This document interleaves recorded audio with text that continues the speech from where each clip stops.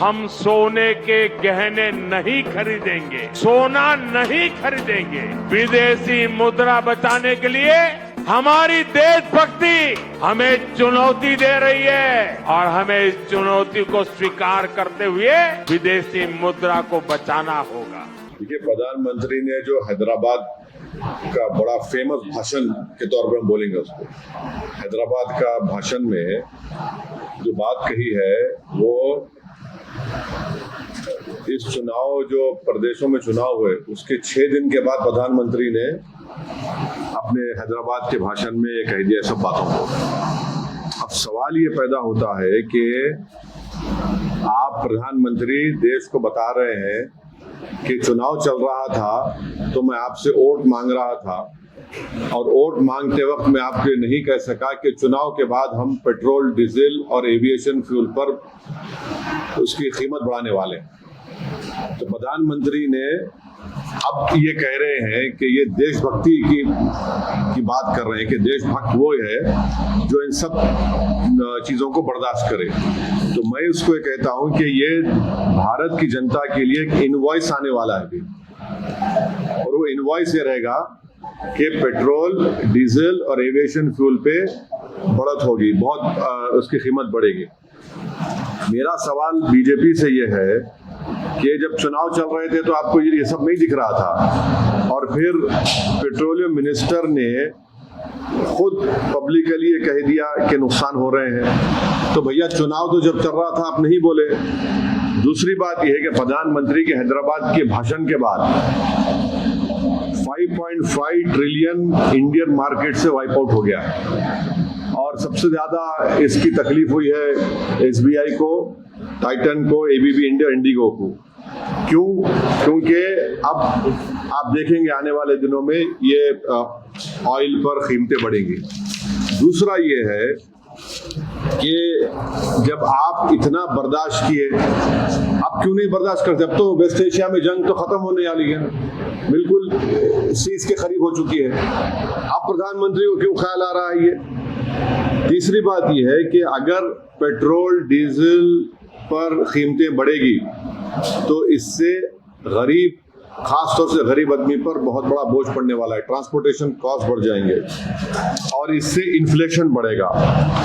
तीसरी बात यह है कि अभी जब ये बात कर रहे हैं प्रधानमंत्री हमारे रिजर्व्स के बारे में, अब आप देख लीजिए कि हमारे जो फॉरेन इन्वेस्टर्स हैं, हमारे विश्वगुरु हम बोलते हैं अपने आप को, फॉरेन इन्वेस्टर्स ने मार्च 2026 में 1 लाख करोड़ यानी 11 बिलियन डॉलर्स को इंडियन मार्केट से लेकर चले गए।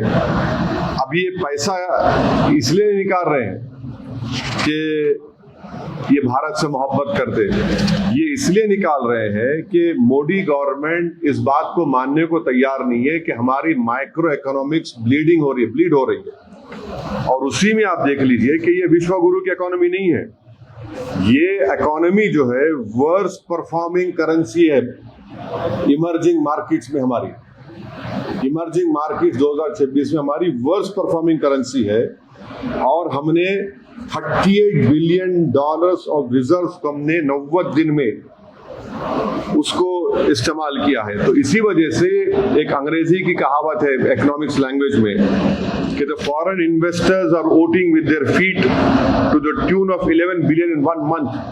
माने ये लोग जो है 1 लाख करोड़, उसको आप कन्वर्ट करेंगे रुपीज से डॉलर में तो 11 बिलियन उन्होंने ये किया। ये ईरान वॉर ने नहीं किया, ये ईरान अमेरिका की वॉर ने इसको एक्सपोज कर दिया है। अब इसका एक और वजह यह है क्योंकि हमने ट्रम्प को ये कह दिया है कि हम 500 बिलियन डॉलर का जो भी है उनसे सामान खरीदेंगे। अब हो क्या रहा है कि आज 90 कितना हो गया, 95 रुपीज के खरीद 95 के ऊपर हो गया है। तो अब जब हमने ट्रेड डील साइन किया यूएस से, हमारे यूएस से एक्सपोर्ट्स है 2025 में 39 बिलियन। अब क्यों क्योंकि अब 261 बिलियन नेक्स्ट 5 इयर्स में करना है। बादशाह सलामत को हमने, जो ट्रम्प आजकल अपने आप को शाहजहां जहांगीर बने हुए हैं, तो ये 239 बिलियन का गैप इस डील में है। तो इसीलिए अब हमको ट्रम्प को खुश करने के लिए खरीदना है। तो मोदी गवर्नमेंट की परेशानी हो गई है कि जितना डॉलर हम परचेस करेंगे, इंडियन रिजर्व हमारे उसमें कम होंगे। एनर्जी क्रंच है, तो एनर्जी क्रंच को ओवरकम के लिए ट्रम्प बोल रहा है कि मुझसे खरीदो आप, क्योंकि आपने ये ट्रेड एग्रीमेंट कर लिया है। तो ये बोलना चाह रहा हूं आपको कि प्रधानमंत्री कह रहे हैं कि सोना मत खरीदो, बाहर मत जाइए, एडिबल ऑयल कम करिए, फॉरेन गुड्स कम करिए। क्यों कह रहे हैं सब? ताकि उनके पास डॉलर बचे, ताकि वो ट्रम्प को ह्यूस्टन में दे सके। ये असल मकसद है। तो ये देशभक्ति है नहीं है, ये आप देख लीजिए। अब एक और बात आ जाइए गोल्ड पैराडॉक्स के ऊपर। हमारे पास जो गोल्ड है, मार्च 2026 में आरबीआई के पास 77% of total gold reserve domestically था। जो 23 में 38% था, वो बढ़ के अब 77% हो गया। अगर गोल्ड खरीदना इतना डेंजरस है, जो हैदराबाद के भाषण में प्रधानमंत्री ने कहा, हम अपने बेटियों के लिए, अपनी महिलाओं के लिए ये खरीदते हैं, तो आरबीआई इतना गोल्ड क्यों खरीद रहा है भाई? फिर आरबीआई आज की तारीख में गोल्ड खरीद रहा है, इसमें कोई आप डिनाई नहीं कर सकते। और उल्टा कर रहा है आरबीआई, जो प्राइम मिनिस्टर ने कहा है। और ये है तो सेफ आंसर प्लेन है। आंसर प्लेन क्या है कि बीजेपी चाहती है कि स्टेट के पास गोल्ड रहे और डॉलर दिया जाए ट्रम्प के लिए। तो इसी वजह से आप देख रहे हैं कि 1991 में हमने 47 टन गोल्ड लंदन से उठाया, बैलेंस ऑफ पेमेंट क्राइसिस हुआ था। अब 2026 में यही भारत एयरलिफ्ट कर रहा है गोल्ड को लंदन से। और अब ये सवाल भारत की जनता को तय करना है कि 691 बिलियन के रोबस्ट रिजर्व्स हमारे पास है, और हम एक बुलियन होम लाइक कंट्री इतना है, तो हमको ट्रबल क्यों हो रही है सर? तो ये अचानक नतीजे आने के बाद प्रधानमंत्री का ये कहना, ये बड़ा ही चौंकाने वाला है।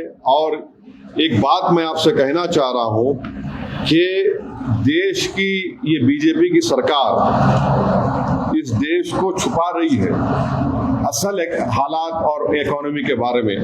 आप देखिए कि हम 104 ton gold bank of England से और बैंक ऑफ इंटरनेशनल सेटलमेंट से सेकेंड हाफ ऑफ 2025 में हमने उनसे ट्रांसफर किया है। तो ये चीजें हैं। अब देश को तकलीफ उठाने का वक्त आ चुका है, देश की जनता को, और उसको प्रधानमंत्री देशभक्ति से जोड़ दे रहे हैं। ये कैसा होगा? चुनाव जब चल रहे थे तो आप सीना तान कर बोल रहे थे